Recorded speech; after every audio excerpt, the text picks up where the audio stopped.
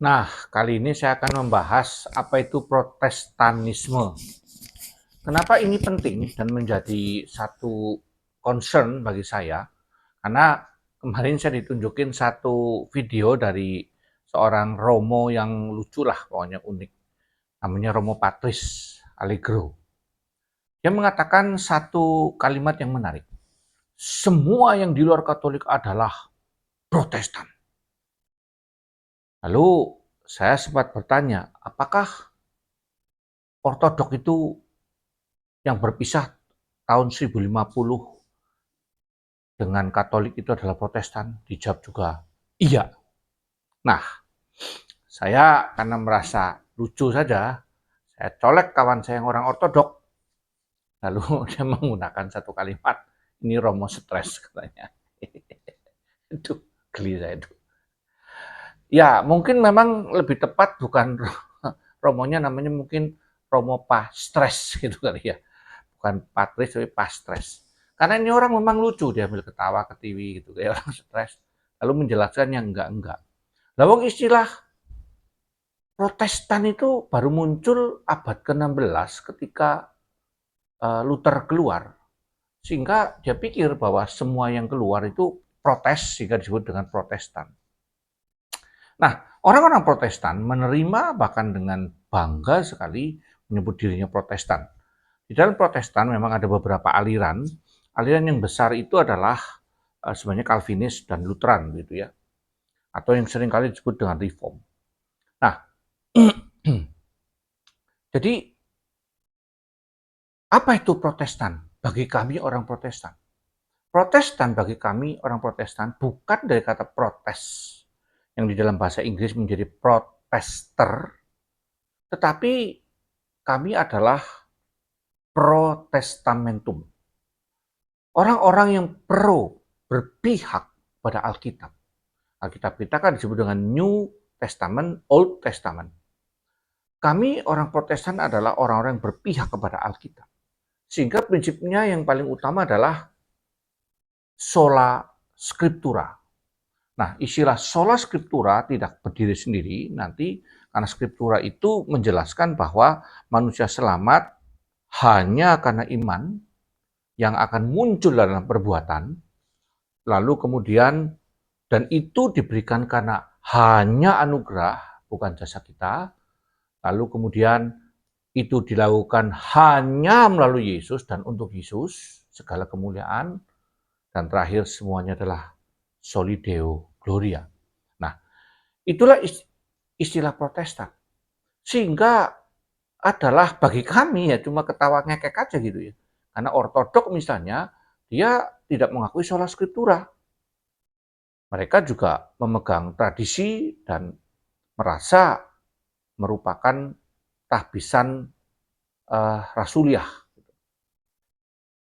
Nah, jangan lupa yang non-ortodok, non-katolik, selain daripada Protestan, sebenarnya ada gereja-gereja lain yang sebenarnya tidak pernah tergabung dengan Protestan.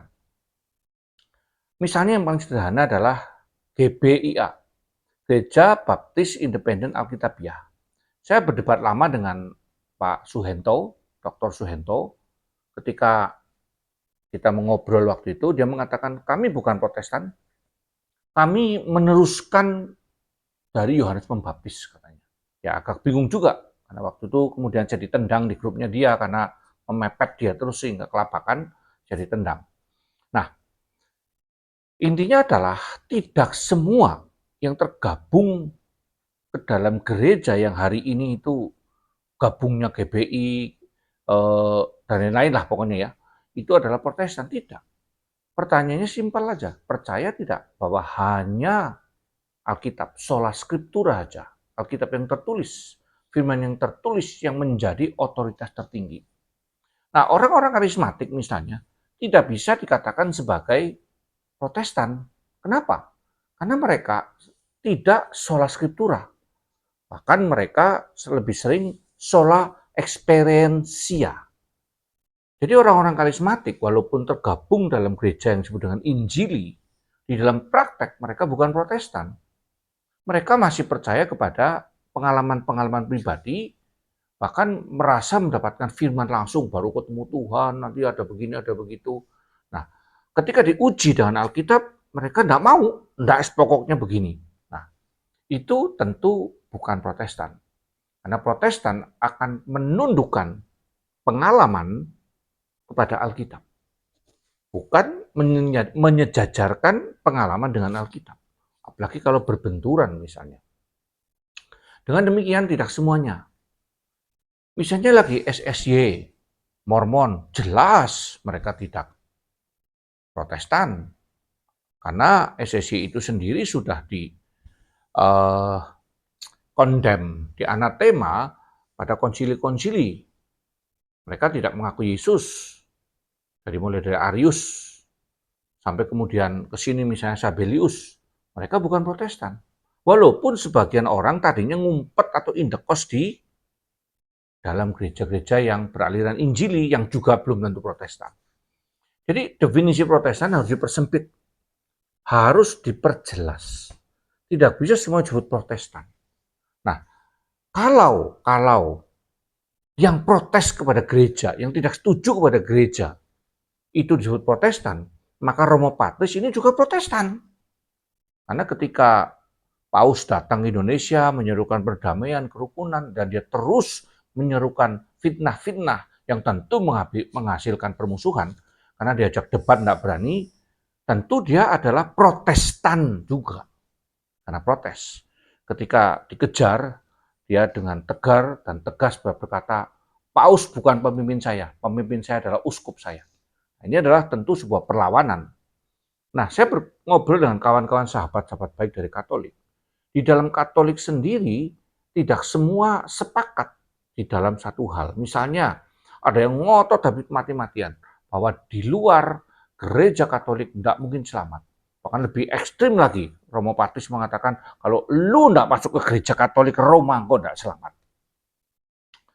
Tapi nanti sisi lain ada yang mengatakan, oh enggak, bahkan orang tidak mendengar Injil saja bisa selamat. Jadi ini ada kontradiksi di dalamnya. Sehingga kita definisikan dengan clear sekali. Maka saya hampir tidak pernah menggunakan istilah Protestan karena terlalu luas.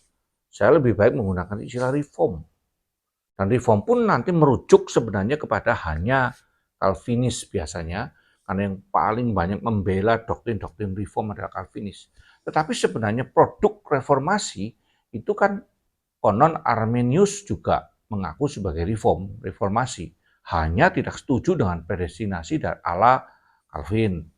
Lalu Lutheran tentu, Zwinglian juga tentu adalah Protestan atau Reform juga. Nah, dengan demikian, saya ketika dikatakan bahwa di luar Katolik adalah Protestan, saya geli sekali. Karena istilah Protestan itu hanya dikurung kepada organisasi. Nah, akhirnya ini istilah saya adalah Kristen nominalis. Malah di Indonesia lebih lucu lagi, KTP-nya ditulisnya bukan Kristen, tetapi Katolik. Nah, tapi oke lah.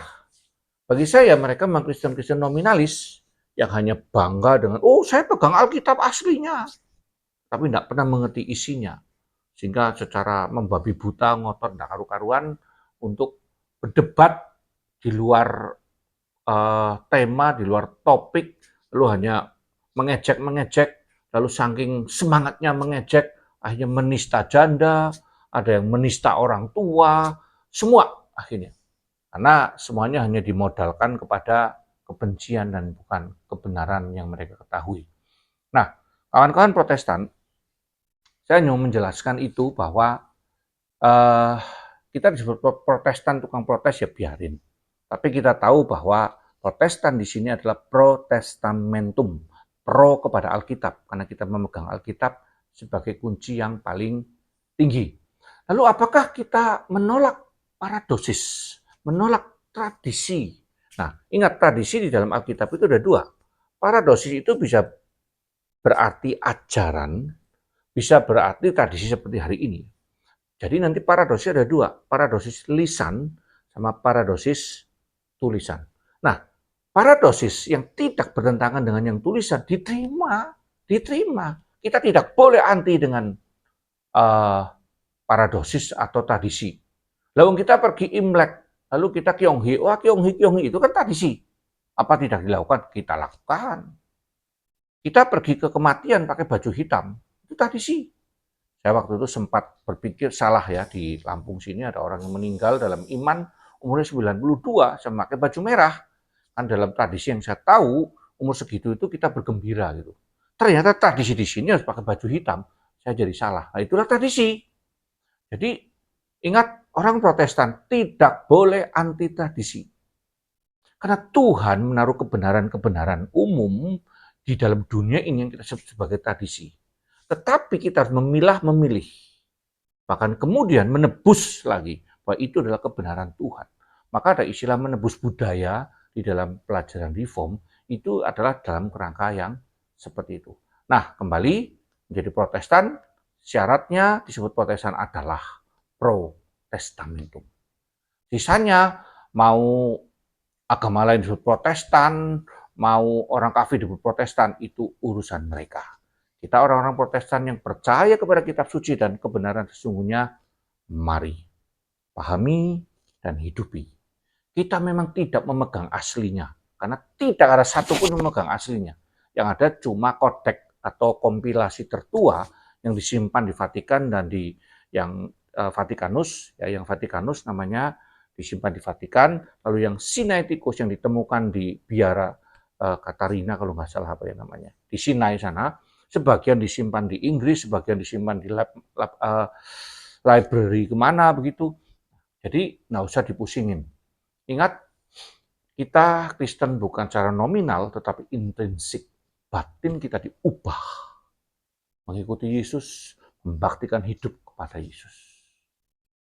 Mari menjadi Protestan dengan bangga, dengan gembira, kita hidupi keprotestanan kita, yaitu dengan hidup sesuai firman Tuhan. Henok Wong.